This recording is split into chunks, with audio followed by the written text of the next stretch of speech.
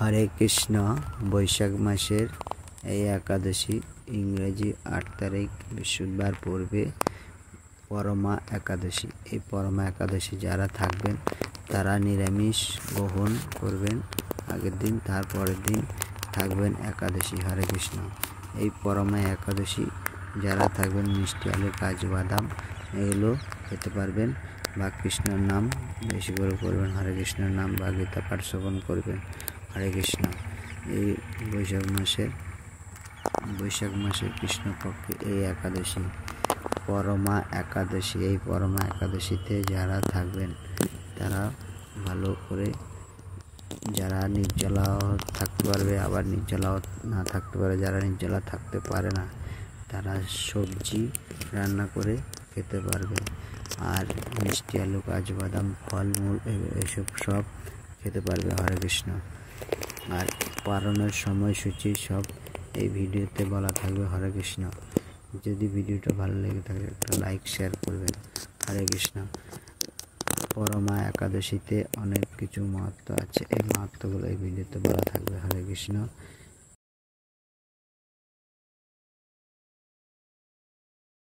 হরে কৃষ্ণ। বৈশাখ মাসের পরমা একাদশীর পালনের সময় সূচি বলে দিচ্ছি, এইখানে এই ভিডিওতে থাকবে। হরে কৃষ্ণ। পালনের সময় হচ্ছে 5টা 7 হইতে 9টা 25-এর মধ্যে পালনের সময়। হরে কৃষ্ণ। এই টাইমের মধ্যে পালন করে নেবেন। হরে কৃষ্ণ। এই একাদশীর পরমা একাদশীর মাহাত্ম। কত বড় বড় জমিদার, কত বড় চাকরি করে সব ছেলে গোবিন্দ যারা শোকে দিয়েছে। কারা শোকেছে? যারা বুঝতে পেরেছে এটা আমার অবস্থায়, এটা আমার স্থায়ী, সেই গোবিন্দের পাঠ তারা পেয়েছেন পাওয়া ছাড়েন নাই। বর্তমানে রঘুনাথ দাস গোস্বামী, রঘুনাথ দাস কি করছে? জমিদার ছিল, এখন বুঝতে পারছেন কৃষ্ণ ভালো সার্থকতা, সব ছেড়ে চলে গেল। আর কে ছেড়েছিল? লালাবাবু, জগৎ সিং তোমরা অবশ্যই শুনেছ, যারা সারা জীবনে এত বিদ্বেষ করলো তারপরে তারা প্রেমালিঙ্গন করেছে। সেই জন্য বলছেন তোমার যেন ভক্ত হয়, তুমি তো একটা সিদ্ধ সব ত্যাগ করেছো, তোমার ভক্ত কত বড় সম্মান সব ছেড়ে তোমার চরণে তারা সঙ্গে দিয়েছে। তো শ্রীকৃষ্ণ চতুর্থবার বলছে আমার পদ হচ্ছে অস্পষ্ট, আমার পদ হচ্ছে অস্পষ্ট, কিন্তু কি হয় জানো? যারা আমার ভক্ত হয় তাদের কি হয় জানো? তাদের কাঁদতে কাঁদতে জন্ম যায়। ভগবান বলছেন রক্ষিণী, এই জগতে যারা আমার জন্য শোকে দিয়েছেন তাদের কি হয়? তাদের কাঁদতে কাঁদতে জন্ম যায়। অবশ্যই গোবিন্দ কি বলছে জানো? যখন বলে আজকে রুক্মিণী বলছেন, প্রভু ঠিকই বলেছ, তোমার চরণে দাস করে আবরণ অস্পষ্ট, তাদের আবরণটা অস্পষ্ট। বলে কেমন? বলে ভরত মহারাজ, পিত মহারাজ তারা এত বড় লাভ ঐশ্বর্য পেয়ে তারা যখন বুঝতে পারলেন তারা চলে গেলেন। জগৎজিৎ তো আমরা বিষয়ের দিকে ছুটছি, এটা চাই চাই চাই করতে করতে আমরা একটার পর একটার দিকে লক্ষ্যে এগোচ্ছি। আর সত্যি কথা, ভরত মহারাজ সব ছেড়ে চলে গেলেন। এবং তিনি কি করেছেন? আমরা জড়ভারত বসুন আশাতে করেছি আগে, তিনি জড় হয়ে গেছেন, বধির হয়ে গেছেন, কথা বলে নাই। কেন? তিনি বুঝতে পারলেন এই সারাদিন আমরা যে আর কথা বলি কি হয় গো, আমি মাঝে মাঝে একটু মজা করে বলি, বুঝতে পারছি ছেলে মানুষ মাঝে মাঝে মজা করে একটা কথা বলেই দিই। আবার জানো না, ভগবানের কথা শুনলে একটা লাভ হবে। কি লাভ হয়? আপনারা শুনলে কি লাভ হয়? আমার রাগ করবে না, বলবো? রাগ করবে না তো বলবো? এই যে তোমরা শুনতে আসলো, কিছু না কিছু তো শুনছে, কিছু না কিছু মনে থাকবে। তো খেয়াল করে দেখবে বাবা, আমরা বাঙালি তো আমাদের একটা স্বভাব আছে, দুপুরবেলা খাওয়ার পরে কেউ ঘুমায়, আর যদি ঘুম না আসে একটা কাজ আছে আমাদের আমাদের সরকার তাই ভগবানের জন্য দায়িত্ব দিয়েছে। কি দায়িত্ব? বলে পাড়ার ঘরে বাড়ির সঙ্গে দাঁড়িয়ে দেখবে জটলা, কার বাড়িতে কি হলো, কার কি হচ্ছে, সব বিএনপিজি। ওটা আমাদের একদম দায়িত্ব বাবা। কেন প্রতিবেশী ঘরে কি হয় না, আমাদের দায়িত্ব আছে, হয় না? তো সেখানে কি হয়,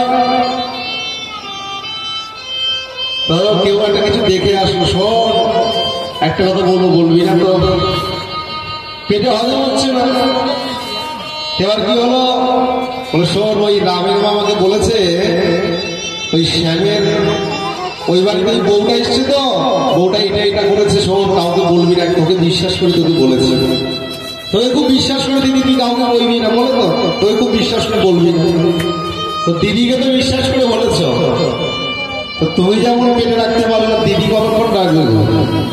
তো দিদিও পরের দিন আরেকজনকে বলছে, শোনো একটা কথা বলবো, তোমাকে আমি খুব ভালোবাসি, তোমার কাছে কথা বললে কথা ভাঙে না, আমি যা কি হয়েছে বলো, অমুক বলেছে অমুকের বাড়িতে ওটা হয়েছে, কাউকে বলবি না।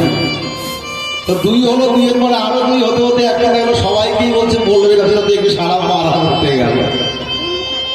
এই প্রথমবারে যার বাড়িতে হয়েছে, তো সেটা যখন হলো, কি তুই কি করে জানলি?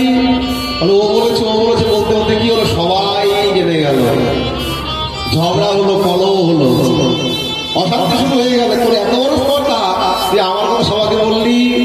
বলে দেখো ভগবানের কথা শুনলে কি হয়, বলে তোমরা আজকে যেটা শুনছ, বলে জগৎকে যত বলবে, যত লোককে আনবে, বলে কারো ক্ষতি হবে না, সাক্ষী দিতে হবে না, বলে সকলে প্রেমানন্দে হৃদয় হবে, হৃদয় ঘুরে ঘুরিও, যত বলবে ঝগড়া হবে না, আনন্দ হবে, তাই না?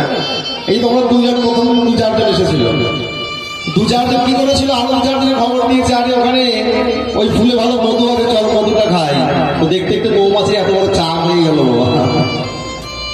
তো সেই জন্য রুক্মিণী বললেন, একমাত্র যারা তোমার ভজন করে তাদেরকে জগৎ যে বুঝতে পারে না, তারা কি আনন্দ পেতে থাকে। তেমন সে পঞ্চমবারে ভগবান বলছে, হে রুক্মিণী দেবী, আমি তো নিষ্কিঞ্চন। রুক্মিণী দেবী বলে, দরিদ্র নিষ্কিঞ্চন, যা হয়তো অধিকার কিছু নাই, তিনিও নিষ্কিঞ্চন, তুমি দ্বিতীয় প্রকার। ষষ্ঠবারে তিনি বলছেন, আমি নিষ্কিঞ্চন প্রিয়। ভগবান বলছে আমি নিষ্কিঞ্চন প্রিয়, যেই ভক্তের মধ্যে চাওয়া পাওয়া না, সে আমার প্রিয় হয়। তো ভগবানের কথা শুনে রুক্মিণী দেবী বলছেন, যাহারা নিষ্কাম ভক্ত তাহারাই নিষ্কিঞ্চন, তাই যারা চায় না তারাই তোমার প্রিয় হয়, যাদের মধ্যে কোনো চাওয়া পাওয়া নাই। যেমন বাবা দুর্গা পূজার মন্ত্র শুনো তো, কি হয়, ব্রাহ্মণ ঠাকুর বেলপাতা নয় গিয়ে কি বলে, জবাব বললে ধনম দেহি, রূপম দেহি, বিদ্যাম দেহি, জ্ঞানম দেহি, শুধু না একটা করে বেলপাতা দিচ্ছি, একটা করে চাই, যদি না দাও ছাড়বো না। আমি তো মাঝে মাঝে বলি, এখানে এসে থেকে প্রতিদিন যাচ্ছে না, বাসে করে যাওয়ার করে সবাই ঢাকা পেটিয়ে যাচ্ছে, জিজ্ঞেস করবে, মুখটা হাসতে হাসতে যাচ্ছে করে করে, কেন? মনের ইচ্ছা পূর্ণ হয়েছে তাই পূজা দিতে, যদি ইচ্ছা না পূর্ণ হতো যেতাম না। ইচ্ছা পূর্ণ হয়েছে তাই যাচ্ছে বাবা পুজো দিতে, ইচ্ছা না পূর্ণ হতো যেত? বাবার কাছে গেলাম, বাবা মনের ইচ্ছে পূর্ণ করলে কেন? তো গোবিন্দ যারা ভক্ত হয় তাহলে কি চাইলে জানো, প্রভু আমার নিজের বলতে কিছু নাই, প্রভু তুমি যদি কৃপা করো, তুমি যা করবে প্রভু সব তোমার ইচ্ছা, আমার নিজের কোনো ইচ্ছা না। এটা হচ্ছে গোবিন্দের ভক্তের চাওয়া।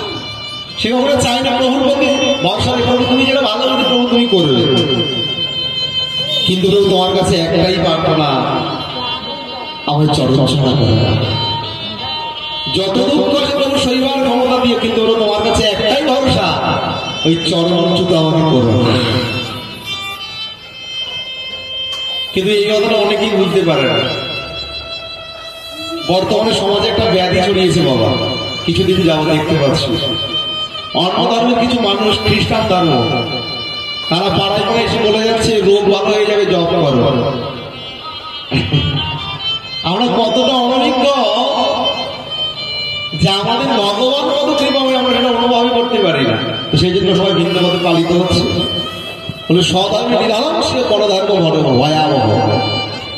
আমি নিজের বুদ্ধিতে যা হয় সেটাই ভালো, আর পরধর্মে কখনো ধনী হওয়া উচিত নয় বাবা, ভয় আছে। তো রুক্মিণী এইভাবে বললেন, সপ্তম বারে কৃষ্ণ আবার বলছেন ধনীরা আমার কিন্তু পূজা করে না। সত্যি তাই, ধনীরা বাড়িতে ভাগবত কথা দেয় না। তারা কি দেবে? কালী পূজা করবে, এই পূজা সেই পূজা করবে, পার্টি দেবে, বাবা হাঙ্গামা দেবে বাড়িতে। তবে একটা ভগবানের খুব কৃপা হয়েছে জগতের প্রতি। অনেক জায়গায় দুর্গা পূজা তো এবার আমার সুযোগ হয়েছে, এই বছর একটা কালী পূজা তো সুযোগ হয়েছে, হাঙ্গামা মধ্যে ভাগবত কথা হয়েছে। কৃষ্ণনগর থেকে একটু যেতে হয়, বাতাম গাছের একটা জায়গা আছে, তো সেখানে প্রত্যেক বছর দুর্গা পূজার 10 মিনিট পরের দিন ঠাকুর ভাষণ হয়ে যাওয়ার পর সেখানে বুগি বুগি হাঙ্গামা হয়। হাঙ্গামা মানে বুঝতেই পারছি ছেলেগুলোর হাঙ্গামা হবে। তো কমিটি বলে বাবা জানো প্রত্যেক বছরে হাঙ্গামা দিয়ে প্রত্যেকবারে রাত্রে পুলিশ আসে, ওই খেয়ে সব মাথা হয়ে যায়, সব মারামারি হয় প্রত্যেক বছর থানা পুলিশ নিয়ে। আমরা চিন্তা করছি এর চাইতে আর ভালো আর দেবই। একদিন কোনো কারণে মোবাইলে আমার ভিডিও তাদের কাছে যায়, আমাদের পুরো সহযোগী টিম সহযোগে আমাদের যে ভাগবত কথা হয়, নৃত্য গীত, আমাদের সুন্দর টিম আছে, কোনো কারণে তারা আমাদের মোবাইল ভিডিওর মাধ্যমে তারা দেখেছে। একজনে বলতে লাগলো আচ্ছা নাচ তো ওইরকম হয়, যদি আমরা এরকম ভাগবত কথার মধ্যে ওরকম নৃত্য গীত, আমাদেরও তো নাচের ব্যাপার আছে, যদি করা যায় কেমন হয়? একজন বলছে আরে ভাগবত শুনতে কেউ আসবে নাকি? তো বিশ্বাস করো পরবর্তী বছর একাদশীর দিন আমাদের সেখানে যাওয়ার সৌভাগ্য হয়েছে। সহযোগে যখন আমরা হরিনাম বৃন্দাবন ভজন শুরু করেছি, আস্তে আস্তে দেখা গেল সারা মাঠ আধ ঘন্টা 1 ঘন্টার মতো ভরে গেল। সবাই এত প্রাণ ভরে রাধারানীর নামে নৃত্য গীত করেছে। নৃত্য গীত করলো বলে কি হলো জানো? একটা অবিশ্বাস্য ঘটনা। বলে আগের বার যখন হাঙ্গামা হতো, নাচ হতো, কারো পায়ের সঙ্গে কারো পা লাগে কি করতো, ঠাঁটিয়ে ধরে চল লাগিয়ে দিত, কারো পায়ের